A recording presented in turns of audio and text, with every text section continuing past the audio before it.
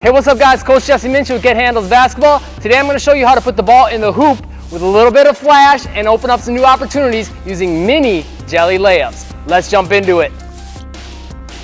Alright, so if you don't know what the jelly layup is, basically it's this trend that's going around right now where you kind of pull the ball back and act like you're going to go up for the layup and then you come under and finish with a finger roll. Now for some players, doing all that in the air is just not possible. They don't have the ball control, maybe they don't have the hang time, whatever the case may be. So I'm going to give you 3 mini ways to go about taking little elements from this and put them into your game. And then after a while, when you get them down, you can bring them all together and try to do the full jelly. So these moves are more than just flash, so they're great ways to throw your defender's timing off, finish unpredictably around the rim so you can get more points. Key thing to keep in mind though is you don't want to do these just for the sake of it when you don't need to. You want to use them in a situation where again, it'll throw your defender's timing or positioning off so you can get more buckets. The first move I'm going to show you is the one-hand cock back. But before we get into it, make sure you click that like button, click that subscribe button to catch the newest videos, and if there's anything else you want to see from the channel, make sure you check out my other videos because I probably got a video on that already, but if I don't, leave me a comment down below and let me know. Let's jump into this though. What we're going to do with this is when you come into the basket on that last step, you want to start to bring the basketball about sideways to your ear. The more you advance, you can bring it back a little bit further, but a good starting point is just to have it in one hand, bring it by the ear here, and then from there, you're just gonna extend forward for the layup.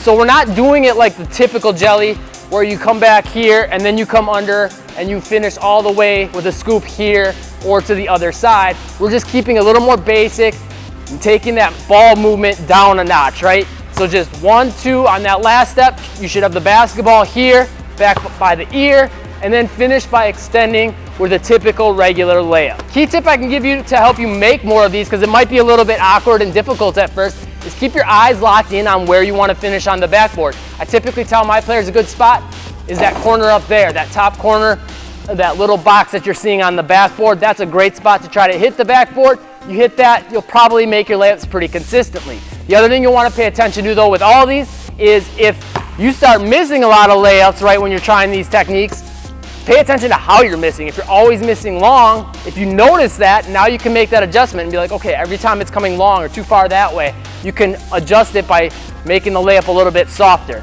Simple thing you can do to start making these a lot more quickly. If that tip helped you, make sure you click that like button. Okay, next thing you want to do is work on more of that finger roll type finish. So basically to do that finish, you're going to want to have the basketball roll off your fingers just like that. Notice I'll put some spin on the basketball when I release it, right?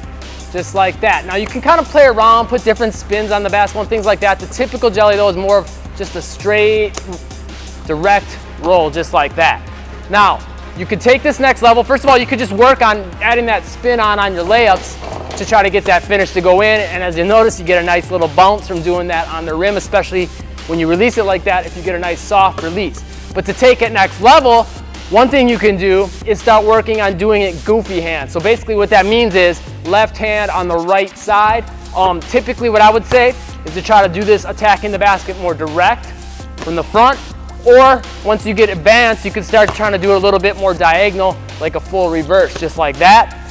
Or if you really want, you could even do it coming just directly on from this side, left hand, right side, attacking from the right side. But the more jelly type of way, if you want to get that down, would be to either come more direct to the basket and then do this kind of like mini reverse, just coming across the basket, or left hand, left side, and then end up reversing on the right side and putting that spin on. So that's pretty much it. One thing you can do to get it down though is just do that right there. Just stand by the rim and work on this goofy hand reverse finish, or even for starters, coming to this side and just doing the regular finish on this side, just working on that spin. All right, and then the third thing you're gonna wanna do is what's called the early show.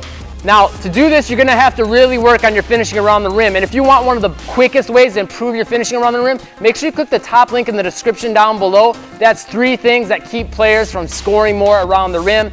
Click that link, pop in your email, send it to you instantly for free. It'll literally help you in minutes.